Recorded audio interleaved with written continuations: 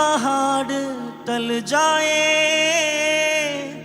चाहे तूफान उठे,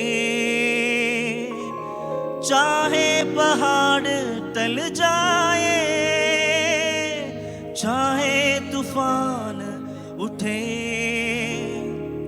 तेरी रहमत टलता नहीं, तेरा वादा बदलता नहीं, तेरी रहमत टलता नहीं, तेरा वादा बदलता नहीं। यहोवा मेरा चरवाहा है, मुझे कुछ भी घटी न होगी। करंगले तटी। यहोवा मेरा चरवाहा है, मुझे कुछ भी घटी न होगी। यीशु मेरा चरवाहा है, मुझे कुछ भी घटी न होगी। यीशु मेरा चरवाहा है, मुझे कुछ भी घटी न होगी। मेरे साथ है तू, मेरा गीत है तू, मेरा नात है तू, मेरा सब कुछ है तू। मेरे साथ है तू, मेरा गीत है तू, मेरा नात है तू, मेरा सब कुछ है तू। यहोवा मेरा चरवाहा है, मुझे कुछ भी घटी न होगी। यीशु मेरा चरवाहा है, मुझे कुछ भी घटी न होगी।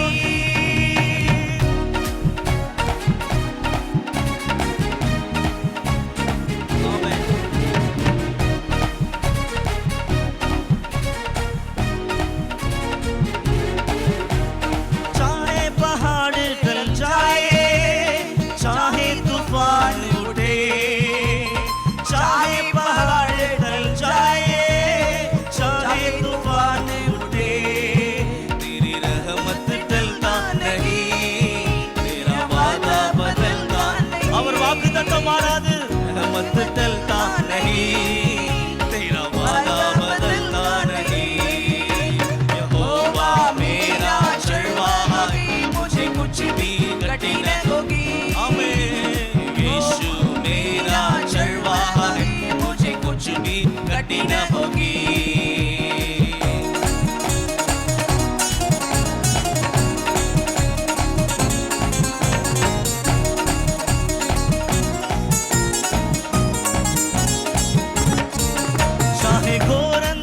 से भरी हुई तराई में होकर चलो, चाहे घोर अंधकार से भरी हुई तराई में होकर चलो, तो भी हानि से मैं न डरो, प्रभु तो मेरे साथ है। आमीन।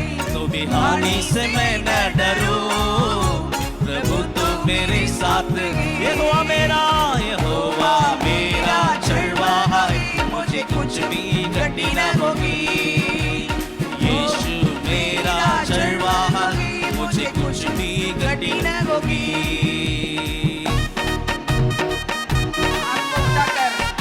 உன் சத்துருக்கு முன்பாக உனக்கு ஒரு பந்தியை ஆயத்தப்படுத்தி உன் தலையை எண்ணெயால் அபிஷேகம் பண்ணுகிறவர் அவர்.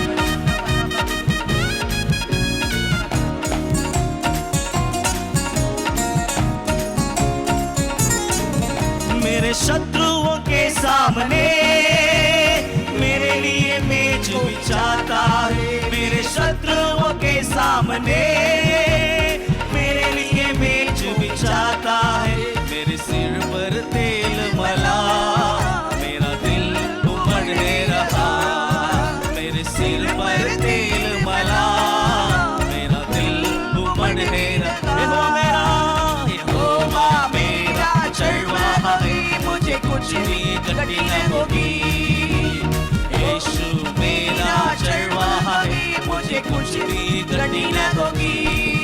मेरे साथ है तू, मेरा गीत है तू, मेरा नात है तू, मेरा सब कुछ है तू। मेरे साथ है तू, मेरा गीत है तू, मेरा नात है तू, मेरा सब कुछ है तू। यहोवा मेरा चरवाहा है, मुझे कुछ भी घटी न होगी। यहोवा मेरा चरवाहा है, मुझे कुछ भी घटी न होगी। यहोवा मेरा चरवाहा है, मुझे कुछ भी घटी न होगी। यीशु मेरा चरवाहा है,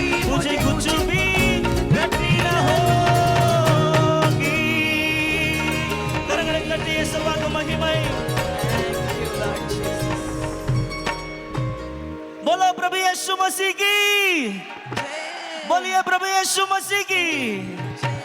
हालेलुया। ஆண்டவராகிய இயேசு கிறிஸ்துவின் இனி நாமத்தில் எங்கள் அன்பின் வாழ்த்துக்களை ஷாலோம் ஊழியத்தின் சார்பில் தெரிவிப்பதில் மிகுந்த மகிழ்ச்சி அடைகிறோம்.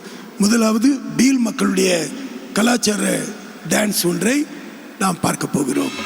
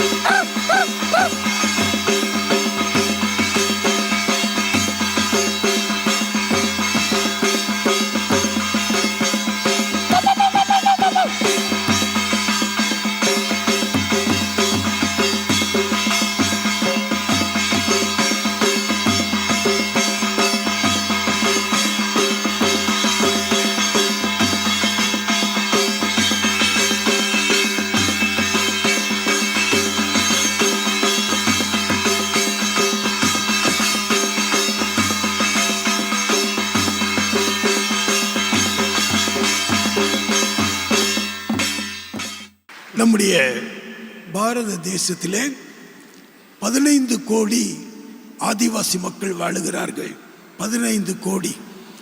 400க்கு அதிகமான ஆதிவாசி ஜனங்கள், 400க்கும் அதிகமான ஆதிவாசி கூட்டம் 15 கோடி வாழுகிறார்கள். அதிலே பீல் ஆதிவாசி மக்கள் இந்தியாவில் வாழுகிற இரண்டாவது மக்கள் தொகை அதிகமான ஆதிவாசிகள். இவர்கள் வில்லம்பு வைத்து கொள்ளையடிக்கிறவர்கள், திருடுபவர்கள், வீட்டுக்கு வீடு சாராயம் காய்ச்சி குடிப்பவர்கள்.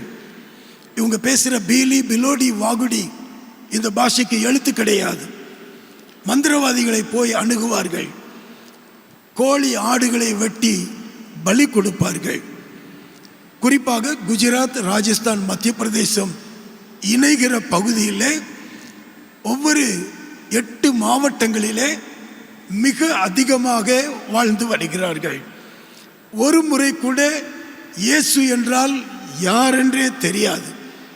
அவர்கள் மத்தியிலே ஊழியம் செய்வதற்காக ஆண்டவர் எங்கள் குடும்பத்தை தெரிந்து கொண்டார்.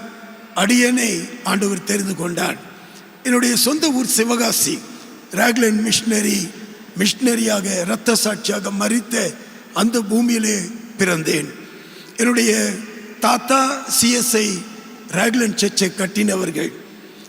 நான் பிறந்து 40 நாளிலே என் தாய் இறந்து விட்டார்கள். என்னுடைய சிற்றனை வளர்ப்பில் வளர்க்கப்பட்டேன். என்னுடைய 16வது வயதில் வீட்டை விட்டு என்னை வெளியேற்றி விட்டார்கள். சாப்பிட உணவு கிடையாது, இருக்க இடம் கிடையாது. ஆங்காங்கே கட்டிட வேலை செய்து அலைந்து கொண்டிருந்தேன்.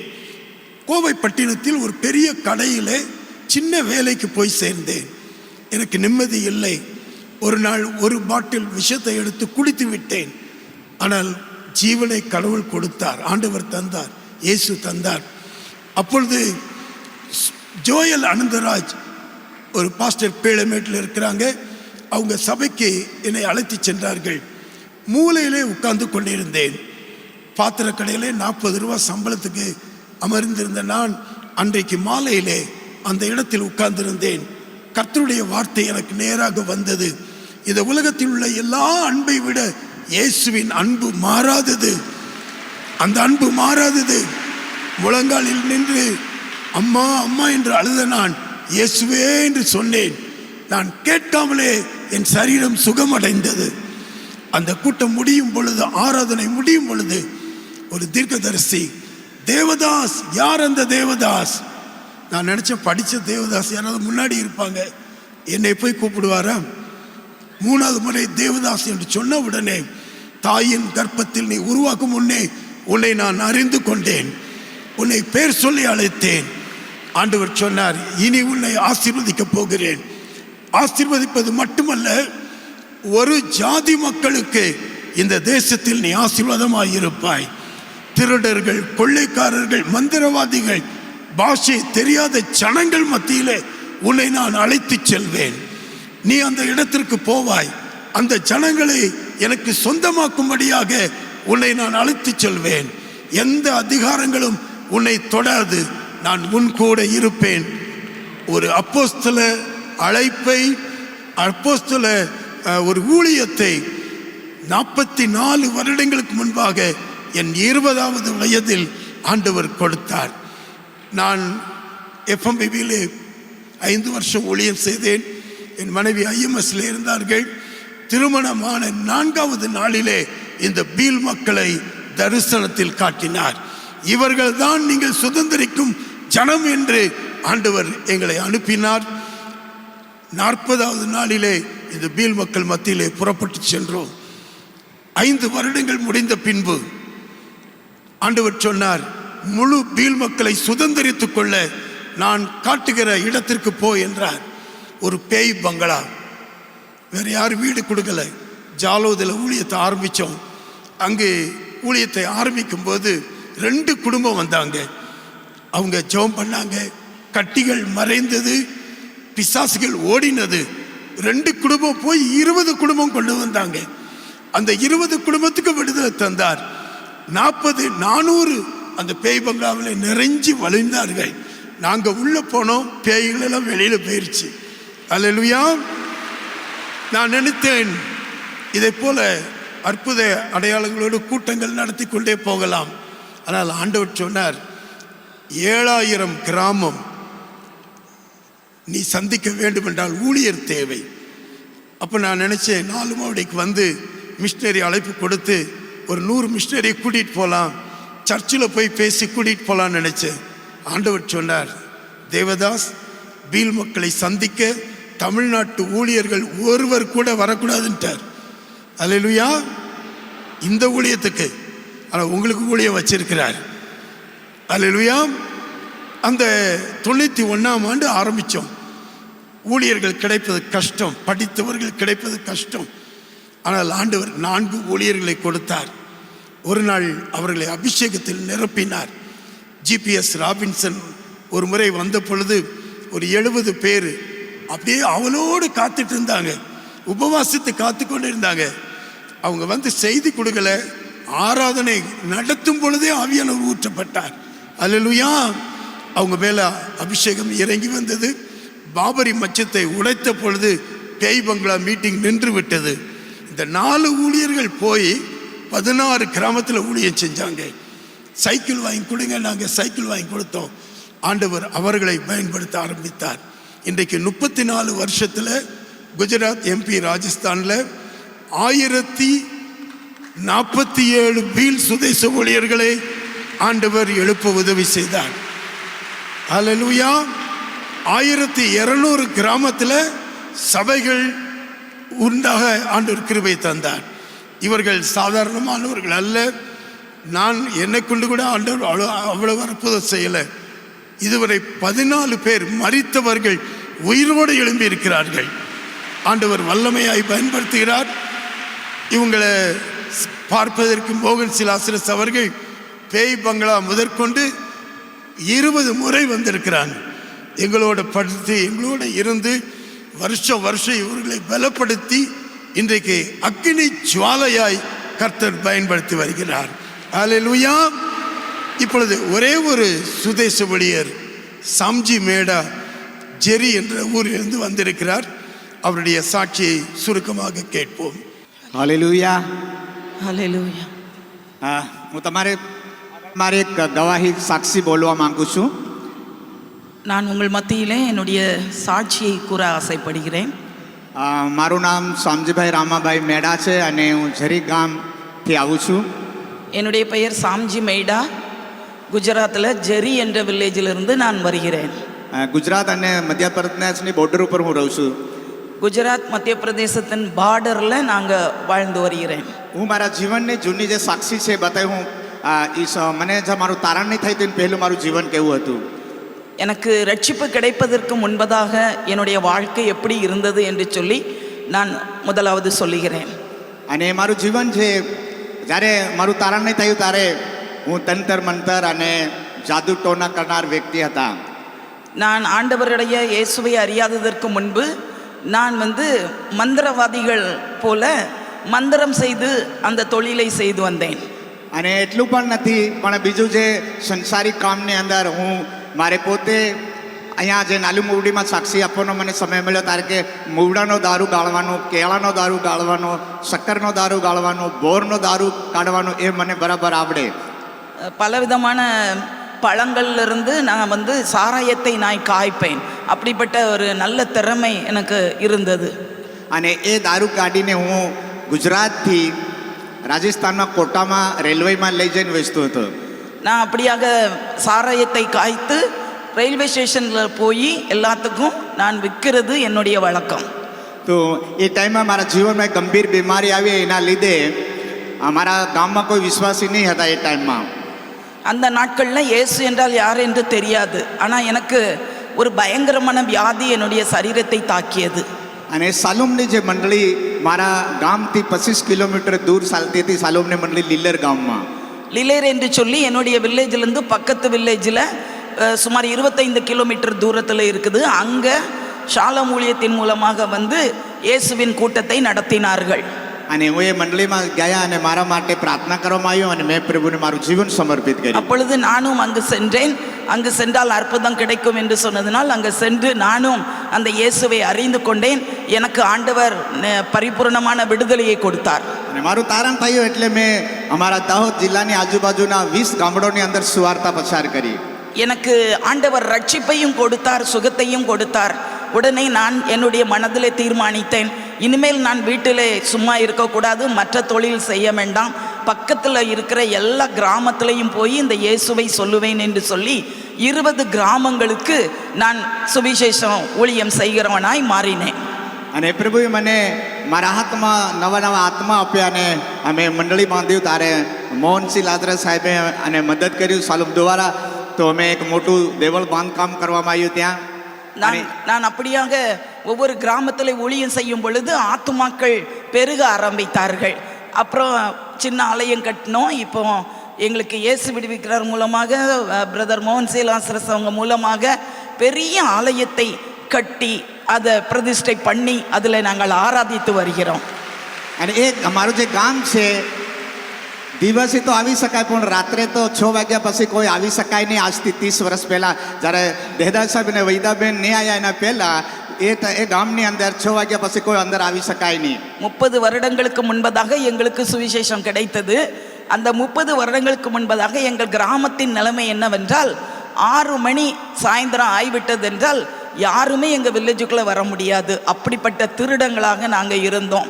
ஆகையினால பயங்கரமான ஒரு ஏரியாவிலிருந்து நான் என்னை ஆண்டவர் தெரிந்தெடுத்திருக்கிறார். એવા વિસ્તારની અંદર જે અમે સરસ બનાવ્યું અને સાહેબ દ્વારા અને મોહનજી લાદરા સાહેબની બેટી આવીને ત્યાં ઉદ્ઘાટન કર્યું અને અત્યારે પ્રભુનો ધન્યવાદ કહું છું કે ત્યાં સ્થાનિક 120 પરિવાર છે અને મારા જીવનની અંદર પરમેશ્વરે મને 12 સેવક આજુબાજુ ગામડામાં ઊભા કરવા મદદ કર્યું. નાતાલના દિવસે આ વર્ષ ஆண்டவர் எனக்கு 120 குடும்பங்களை என்னுடைய கிராமத்தில் இருந்து கொடுத்திருக்கிறார். அது மட்டுமல்லாமல் பக்கங்களில் கிளை சபைகளை உருவாக்கி 12 ஊழியர்களை எழுப்பவும் கிளை சபைகள் மூலமாக 12 சபைகளை உருவாக்கவும் ஆண்டவர் எங்களுக்கு கிருபை கொடுத்திருக்கிறார். அந்த பெரிய ஆலயத்தை கட்டி கொடுத்தது ஜீசஸ் ரிடீம்ஸ் மூலமாக கட்டி கொடுத்தார்கள். சகோதரர் மோகன்சிங் லாசரஸ் அவர்களுடைய மகளும் மருமகனும் அங்கு வந்திருக்கும் பொழுது அவர்கள் தான் எங்கள் ஆலயத்தை பிரதிஷ்டை செய்து எங்கள் கையிலே கொடுத்தார்கள். ખાસ કરીને પ્રભુનો ધન્યવાદ કરી આ વર્ષ 2024 નાતાલની અંદર અમારા નાતાલ પ્રોગ્રામની અંદર લગભગ 2800 લોકો આવ્યા. હું ખાસ પ્રભુનો ધન્યવાદ કરું છું. તમે અમારા માટે પ્રાર્થના કરજો. இந்த வருடம் கிறிஸ்மஸ் ஆராதனையில் நாங்கள் சர்ச்சுக்கு உள்ள வேண்டாம் வெளியில் எல்லா சபையும் கிளை சபை எல்லாம் கூட்டி நாங்கள் கொண்டாடினோம். 2800க்கு மேலான ஆத்துமாக்கள் கிட்டத்தட்ட 3000 ஆத்துமாக்கள் கூடி கிறிஸ்மஸை கொண்டாடுவதற்கு ஆண்டவர் கிருபை கொடுத்தார். ખાસ કરીને હું મોહન સાહેબનો આભાર માનું. થેન્ક યુ મોહન સાહેબ. અને દેદા સાહેબ ને વૈદાબેનનો આભાર માનું છું કે તેવા લોકો દ્વારા અમારા ભીલ વિસ્તારમાં એક જાગૃતિ આવી અને મને અહીંયા આવ્યા પછી મને એટલું બધું બોજ આવ્યો છે કે હું ફરી જઈને ઘણા બધા 20 ને પણ 40 ગામડામાં બીજામાં સુવાર્તા પ્રચાર કરવાનો. நான் ஆண்டவருக்கு நன்றி செலுத்துகிறேன். சகோதரர் மோகன்சிங் லாசரஸ் அவர்கள் குடும்பத்திற்காக இயேசு விடுவிக்கிறார் ஊழியத்திற்கு நான் நன்றி செலுத்துகிறேன். பிஷப் தேவதாஸ் அவர்கள் குடும்பத்திற்காக நன்றி செலுத்துகிறேன். அவர்கள் வந்ததுனால எங்களுக்கு சுவிசேஷம் கிடைத்தது. இங்கே வந்து நான் பார்த்ததில்லை. இப்பொழுது நான் 20 வில்லேஜில் தான் நான் ஊழியம் செய்கிறேன். நான் இவ்வளவு திரளான ஆத்துமாக்களுக்கு இங்கே இவ்வளவு பெரிய கூட்டம் நடக்குது. நானும் போய் 20 கிராமம் இல்லை 40 கிராமத்துக்கு மேலாக பெரிய கூட்டத்தை ஆண்டவருக்காக ஆயத்தப்படுத்தணுங்கிற ஒரு பெரிய தரிசனத்தை ஆண்டவர் எனக்கு கொடுத்திருக்கிறார். તમે મારી સાક્ષી સાંભળે એટલા માટે હું તમારો આભાર માનું છું. என்னுடைய சாட்சியை நீங்கள் கேட்டதற்காக நான் ஆண்டவருக்கு நன்றி செலுத்துகிறேன். உங்களுக்கும் என்னுடைய நன்றி. ஆமென். இந்த கிறிஸ்மஸ் பண்டிகையில் இவ்வளவு பேர் எப்படி வந்தாங்க? அவருக்கு 1200 மெம்பர் தான். நாங்கள் ஜெபம் பண்ணணும், ஆத்துமாக்களை ஆதாயம் பண்ணணும், விசுவாசிகள் ஆத்துமாதாயம் பண்ணணும். இந்த கிறிஸ்மஸ் வரும்போது நற்செய்தி கூறணும். ஒவ்வொரு குடும்பம் 5 குடும்பத்துக்கு இயேசுவை பற்றி சொல்லணும்னு ஜெபம் பண்ணோம். ஆனால் எங்களுக்கு மெட்டீரியல் இல்லை. நான் ரொம்ப ஜெபம் பண்ணிகிட்டு இருந்தேன். திடீர்னு ஜெபசிங் ஃபோன் பண்ணாங்க. மோகன்சிங் லாசரஸ் அவர்களுக்கு 50 கோடி மக்களுக்கு சுவிசேஷத்தை அறிவிக்கும் பாரத்தை ஆண்டவர் கொடுத்திருக்கிறார். சொல்லிவிட்டு நம்ம பீல் மக்களுக்கு எவ்வளவு கொடுக்கணும்னு கேட்டாங்க. 40,000 குடும்பம் 2 லட்சம் பேருக்கு கொடுக்க நினைச்சிருக்கோம். ஒரே வாரத்தில் இயேசு விடுவிக்கிறார் மூலமாக இந்த புத்தகங்கள் 2,25,000 புத்தகங்கள் அனுப்புனாங்க. यीशु जन्म के बारे में 5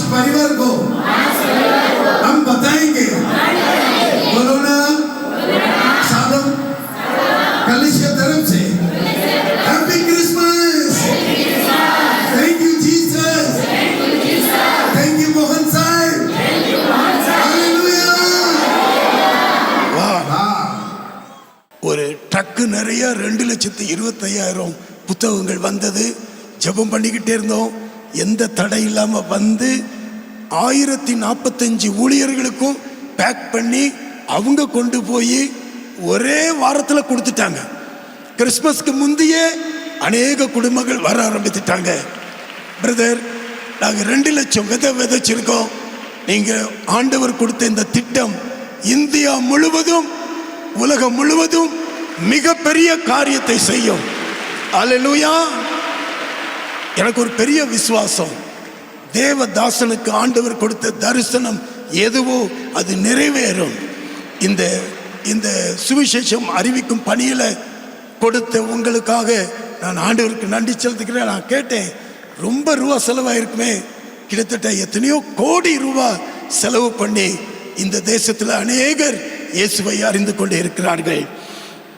இப்பொழுதும் இயேசு விடுவிக்கிறார் மூலமாக 136 பீல் சுதேச ஊழியர்கள் தாங்கப்பட்டு வருகிறார்கள். மட்டுமல்ல, எந்தெந்த நேரத்தில் பணித்தளத்துக்கு எது தேவையோ, முதல் தடவை மோகன் சிலாசஸ் வந்த பொழுது 93 என்று நினைக்கிறேன், டார்ச் லைட், எங்கள் ஊழியர்கள்லாம் இருட்டுக்குள்ளே இருக்கிறோம், டார்ச் லைட் அங்கே உடனே 20 டார்ச் லைட் வாங்கி கொடுத்தோம். அதில் தொடர்ந்து பல 100 சைக்கிள்கள், 2 வீலர், 4 வீலர் எல்லாம் நம்ம இயேசு விடுவிக்கிறார் ஊழியத்தின் மூலம் வாங்கி கொடுக்கப்பட்டது. சுமார் 10,000 வேத புத்தகங்கள் வாங்கி கொடுக்கப்பட்டிருக்கிறது.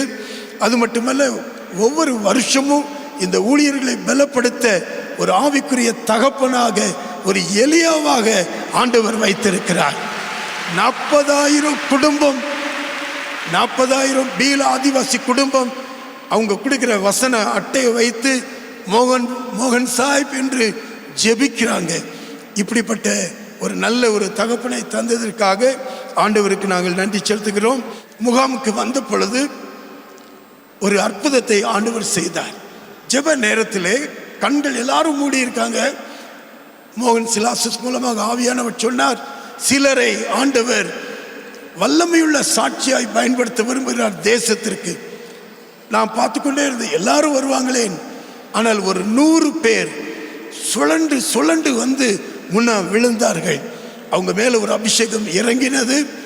அண்ணன் சொன்னாங்க, பீல் மக்களை நீங்கள் சந்தித்து கொண்டிருந்தாலும் இவர்கள் மூலமாக மாநிலங்கள், வட இந்திய மாநிலங்கள் சந்திக்கப்படும், இந்தியா சந்திக்கப்படும்.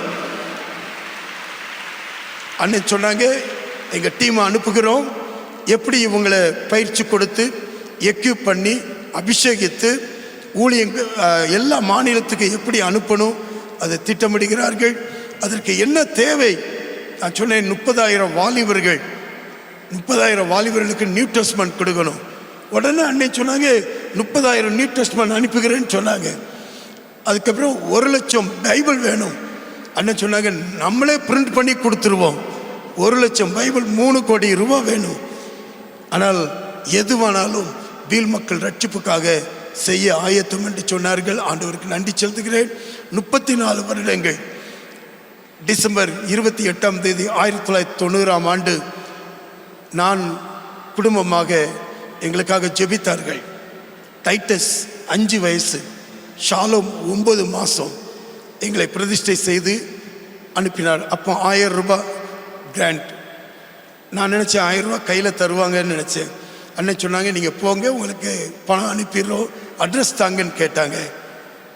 நான், அண்ணே அட்ரஸ் இல்லைண்ணே, அங்கே போய் தான் வீடே பார்க்கணும். அண்ணன் அப்படியே முழிச்சு பார்த்தாங்க. ஆனால் அனுப்பினவர் ஆண்டவர். 34 வருடங்கள் எங்களை பாதுகாத்து பராமரித்து நடத்தி 4 லட்சம் ஆத்துமாக்களை கொடுத்தார். அன்பு மோகன் சிலாசஸ் அவர்களுக்காக, அக்காவுக்காக நன்றி செலுத்துகிறேன். என்னை எப்பொழுதெல்லாம் ஜெபிக்கும் பொழுதெல்லாம் எனக்குரிய வார்த்தைகளை ஆண்டவரிடத்திலிருந்து பெற்றுக் கொடுத்து ஆலோசனைகளை தந்து நடத்தி வருக. கடைசியாக சிறு பிள்ளைகளை அண்ணன் ரொம்ப நேசிப்பாங்க. தேவ கிருபையினாலே 100 ஆதிவாசி பிள்ளைகள் படித்து வருகிறார்கள். அதில் சிலர் டாக்டர் ஆயிட்டாங்க, சிலர் கலெக்டர் ஆஃபீஸில் ஒர்க் பண்ணுறாங்க, போலீஸ் டிபார்ட்மெண்ட்டில் இருக்கிறாங்க, வக்கீலாகவும் இருக்கிறாங்க. எங்கள் பீல் மக்களுக்கு பரிந்து பேச யாருமே கிடையாது. கோர்ட்டில் ஆயிரக்கணக்கான கேஸ். ஒரு வக்கீலை மோகன் சிலாசஸ் அவர்கள் படிக்க வைத்தாங்க, தன்னுடைய மகனை போல. மேத்தான் அவர்கள் நம்ம மத்தியிலே வந்திருக்காங்க. சுருக்கமாக 2 நிமிஷத்தில் அவங்க சாட்சி சொல்லுவாங்க. அது மட்டுமல்ல, ராஜஸ்தானில் பள்ளிக்கூடம் நாங்கள் கட்ட ஆரம்பித்தோம். இங்கிலீஷ் மீடியம் ஸ்கூல் நடைபெறுகிறது. அதில் என் மகன் ஷாலோம், மனைவி மெர்லின் அவங்க பொறுப்பாக இருந்து ஃபீல்டு ஆஃபீஸில் எல்லாத்தையும் கவனிக்கிறாங்க. ஷாலோம் சேரிட்டி மிஷனுக்கு பொறுப்பாக இருக்கிறாங்க. அந்த பிள்ளைகளுக்கு ஹாஸ்டல் இல்லை, அந்த பிள்ளைகளுக்கு ஹாஸ்டல் கிடையாது. ஃபார்வேர்ட் அவங்களுக்கு ஹாஸ்டல் கட்டுவதற்கு 40 லட்சம் ரூபாய் நம்முடைய இயேசு விடுவிக்கிறார் மூலமாக உங்கள் காணிக்கை அந்த பீல் மக்களுக்கு அனுப்பப்பட்டிருக்கிறது. அவங்க எல்லாரும் கண்ணீரோடு நன்றி சொல்கிறாங்க. எங்களுக்கு படிக்கிறதுக்கு எங்கள் பிள்ளைகளுக்கு ஒரு ஹாஸ்டல் ஆண்டவர் தந்திருக்கிறார். பிரியமானவர்களே, முழு பீல் மக்கள் ரட்சிக்கப்பட வேண்டும். 3 வருஷத்தில் கொண்டு வரலாம். எங்களுக்காக ஜெபிக்கிறவர்கள் தேவை, இன்னும் தாங்குபவர்கள் தேவை. தொடர்ந்து நீங்கள் ஜெபிக்கும்படியாக நான் கேட்டுக்கொள்கிறேன். हालेलुया। सबको प्रभु यीशु मसीह के पवित्र नाम में जय यीशु। ஹல்லேலூயா. இயேசுவின் நாமத்தில் உங்கள் யாவருக்கும் வாழ்த்துக்கள். அவங்க ஜெய் ஈஷு என்று சொல்லுகிறார்கள். சொல்லலாமா? ஜெய் ஈஷு. मेरा नाम मेहतान वसुनिया, என்னுடைய பெயர் மேத்தான் வசுனியா. शालोम कलिसिया ग्राम चौकोड़ा पास्टर मुकेश वसुनिया। ஷாሎም சபையை சேர்ந்தவன். மத்திய பிரதேசத்திலே சொக்குவாடா என்று சொல்லக்கூடிய கிராமத்திலிருந்து நான் வருகிறேன். जिला झाबुआ मध्य प्रदेश से, ஜாபுவா டிஸ்ட்ரிக்ட்லேருந்து மத்திய பிரதேசத்திலிருந்து भील வருகிறேன். आदिवासी परिवार से हूँ। நான் ஒரு பீல் ஆதிவாசி குடும்பத்தை சேர்ந்தவன். मैं परमेश्वर पिता का धन्यवाद देता हूँ। நான் ஆண்டவருக்கு மகிமை செலுத்துகிறேன். इतनी बड़ी संख्या में प्रभु ने मुझे ये अवसर दिया कि मैं आपके सबके सामने गवाही दे सकूँ।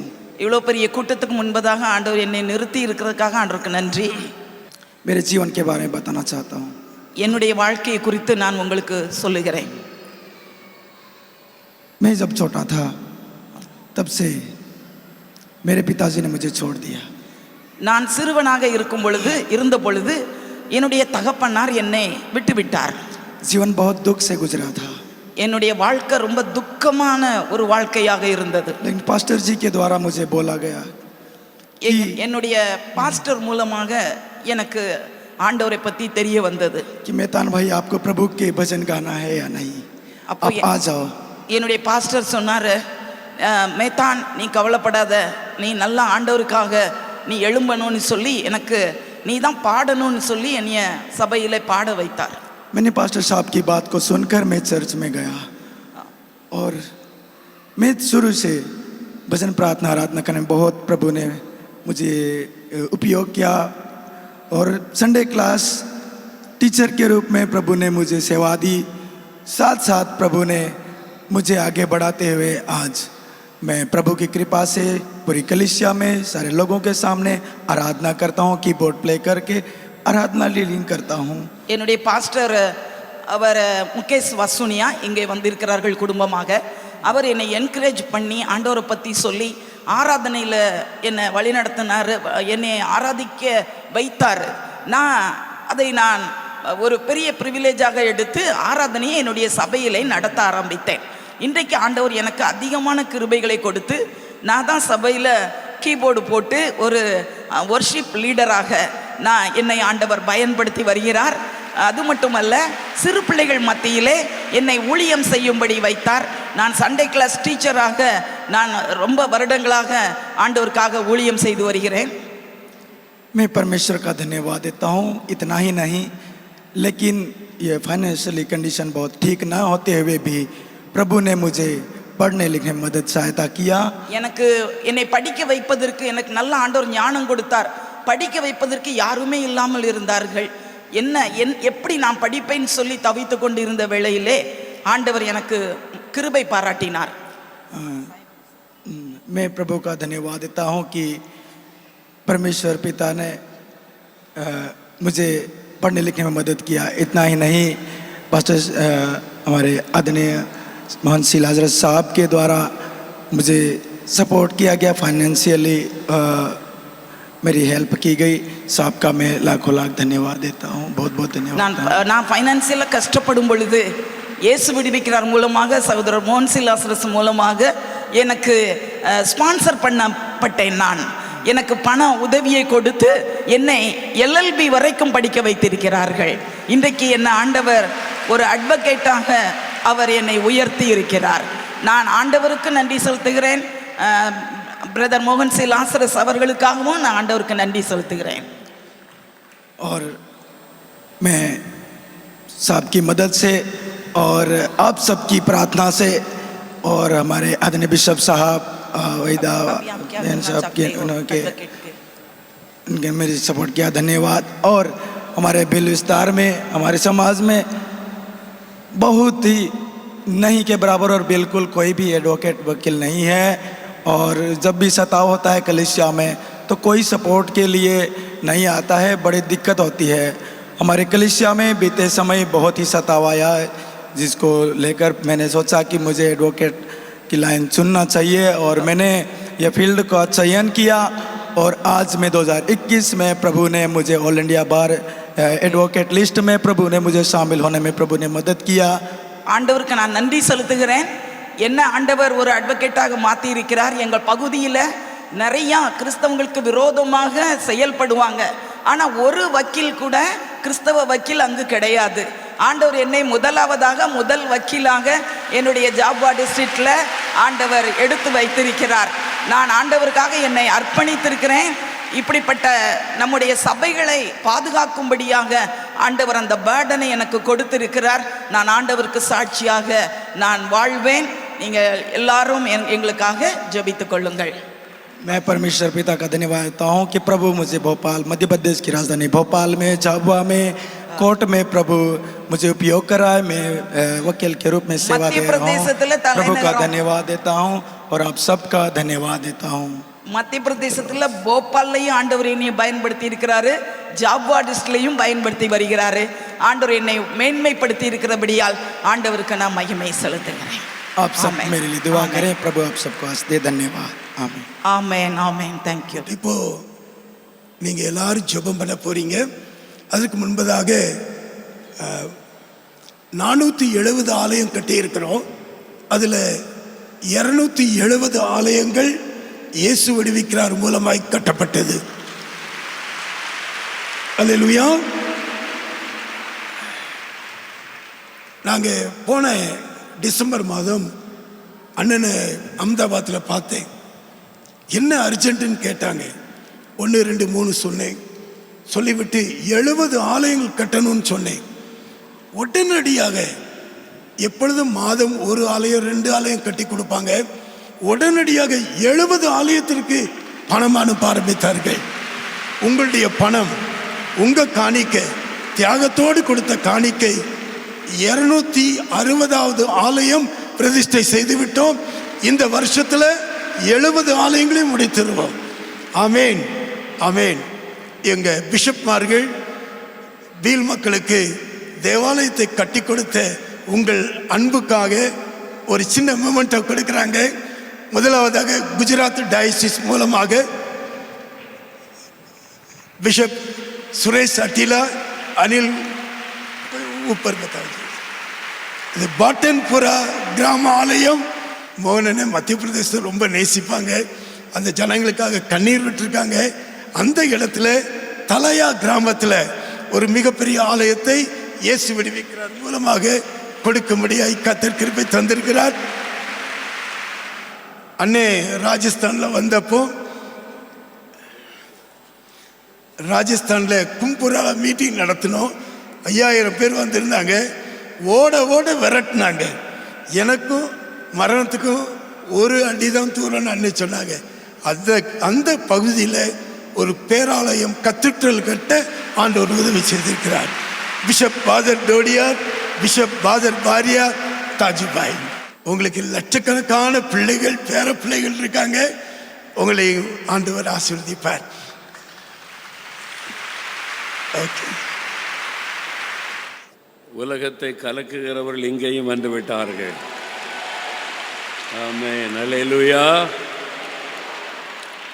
இனிமே அப்படிதான் உலகத்தை ஆண்டவர் இந்தியாவை கலக்க போகிறார். இந்த பீல் ஆதிவாசி மக்கள் ரொம்ப அன்பான மக்கள், ரொம்ப பாசமான மக்கள். அவங்க எனக்காக தினமும் ஜெபிக்கிறாங்க. அந்த மக்கள் எல்லா குடும்பத்திலையும் ஜெபிக்கிறாங்க. அவங்களுடைய அன்பு ரொம்ப ஆச்சரியமான ஒரு அன்பு. இயேசுவின் மேலே ரொம்ப அன்பு வைத்திருக்கிற ஜனங்கள். ஆனால் இந்த மக்கள் ஆதிவாசிகளாக இருக்கிறனால இவங்களுக்கு படிப்பு கிடையாது. இவங்களை அடிமை மாதிரிலாம் அந்த உயர் ஜாதி மக்கள் வச்சுருந்தாங்க. அதாவது கொள்ளையடிப்பது, திருடுவது இதான் அவங்களுடைய தொழிலாக இருந்துச்சு பெரும்பாலும். ஒரு கிராமத்திலாம் கூட்டம் நடத்த போனோம். இங்கே எதுக்கு கூட்டம் நடத்த அங்கே போகிறீங்கன்னு கேட்டாங்க மற்ற மக்கள். ஏன்னா அந்த கிராமத்தில் இருக்கிற அத்தனை பேருடைய தொழிலே கொள்ளையடிப்பது. ஆண்கள் போய் கொள்ளையடிச்சிட்டு வருவாங்க. போலீஸ் கூட அந்த ஊருக்குள்ளே வர மாட்டாங்க. அந்த மாதிரி இடம். அந்த மக்களுக்கு இயேசு வேணும்லன்னு சொல்லி அந்த கூட்டத்தை அங்கே வைத்தோம். அங்கே நான் பிரசவம் பண்ணிக்கிருந்தேன். தேவதாஸ் பிஷப் தான் டிரான்ஸ்லேட் பண்ணி கொண்டு இருந்தாங்க. முன்னால் ஒரு ஆள் ஜனங்களாக உட்காந்துருக்கான். ஒரு ஆள் துப்பாக்கியோடு வந்து நிற்கிறான்.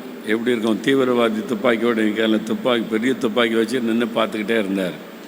என்ன தான் நடக்க போகுது. இவங்க 500 ரூபாய்க்கு கூட ஆளை கொலை பண்ணிடுவாங்க. துப்பாக்கியை சுட்டு பண்ணிடுவாங்க, வெள்ளை அடித்து கொன்னுருவாங்க. அப்போ நான் பிரசங்கம் பண்ணி இயேசுடைய சிலுவையை பற்றியும் பாவ மன்னிப்பை பற்றி பேசி ஜெபம் நடத்தி கொண்டே இருக்கிறேன். ஜெபம் நடந்துக்கிட்டு எல்லாம் ஜெபிச்சுக்கிட்டு இருக்கிறாங்க.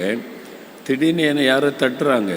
என்னடா ஜெபம் நடக்கும்போது தட்டான்னு திரும்பி பார்த்தா அந்த துப்பாக்கி வச்சுருந்த ஆள் துப்பாக்கியோட மேடையில் வந்திருக்கிறான். துப்பாக்கியோடு வந்து நிற்கிறான். நான் உடனே ஜெபத்தை நிறுத்திட்டு அவன் என்னதான் சொல்கிறான், என்கிட்ட துப்பாக்கியை நீட்டுறான். துப்பாக்கியை நீட்டி பிஷப்பிட்ட கேட்டேன், என்ன சொல்கிறான் பிரதர்னு கேட்டால், அவன் இந்த துப்பாக்கியை நீங்கள் வாங்கிக்கிடுங்க, இனி நான் கொள்ளடிக்க மாட்டேன்னு மனம் திரும்பி இருக்கிறான்.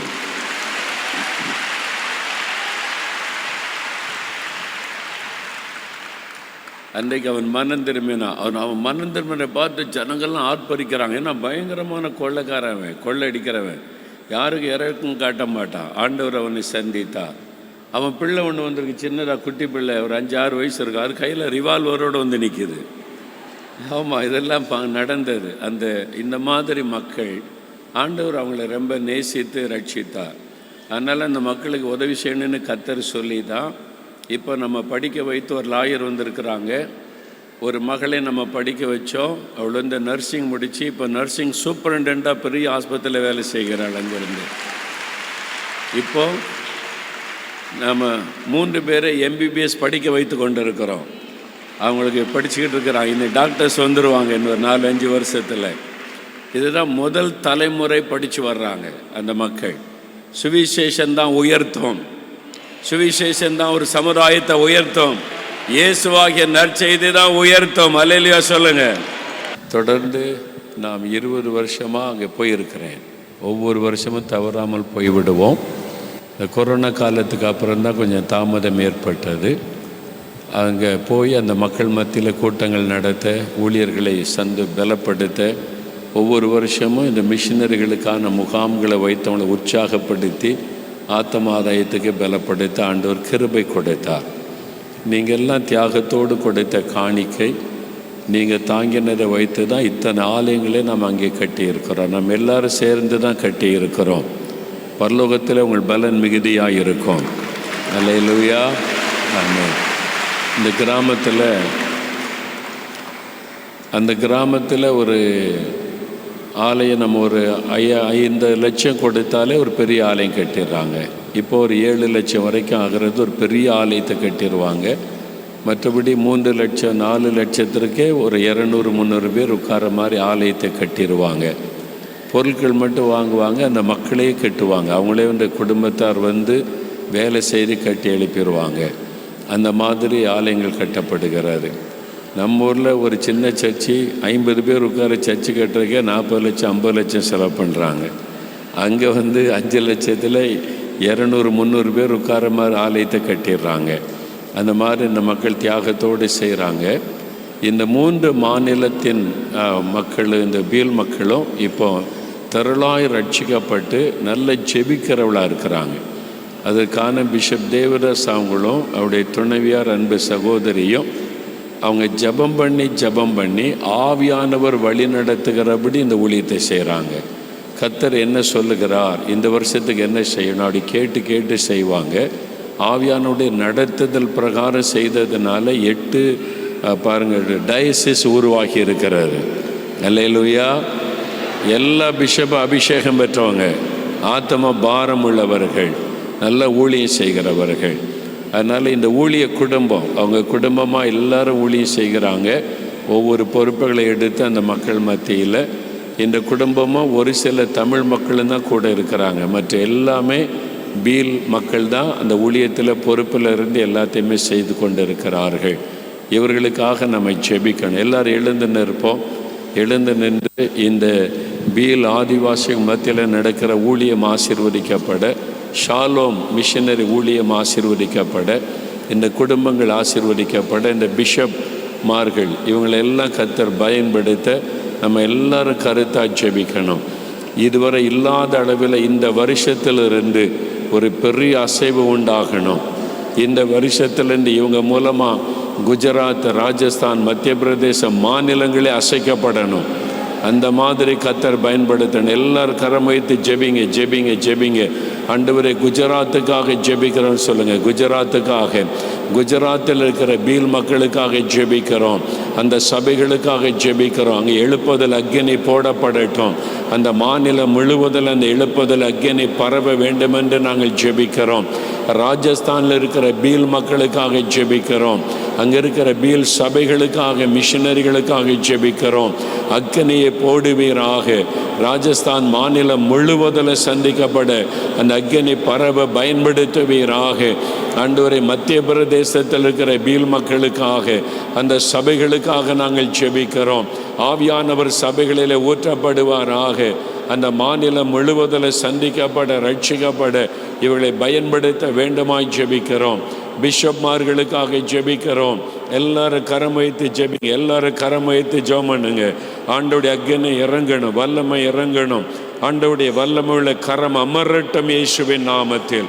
அபிஷேகத்தின் வல்லமை இறங்கட்டும். அக்கினியின் வல்லமை, அபிஷேகத்தின் வல்லமை இறங்கட்டும். அக்கினியின் வல்லமை இறங்கட்டும். கர்த்தருடைய அக்கினி அவர்கள் மேலே இறங்கட்டும். எல்லாரும் ஜெபிங்க, ஜெபிங்க. புதிய அபிஷேகம், நியூ அனாயிண்டிங், நியூ அனாயிண்டிங். ஒரு புதிய அபிஷேகத்தின் வல்லமை இறங்கட்டும். அக்னியாக இறங்கட்டும். ஒவ்வொருவரை அக்னி ஜுவாலைகளாய் ஆண்டவர் பயன்படுத்தும். பவுலை போல, பேதுருவை போல பயன்படுத்தும்.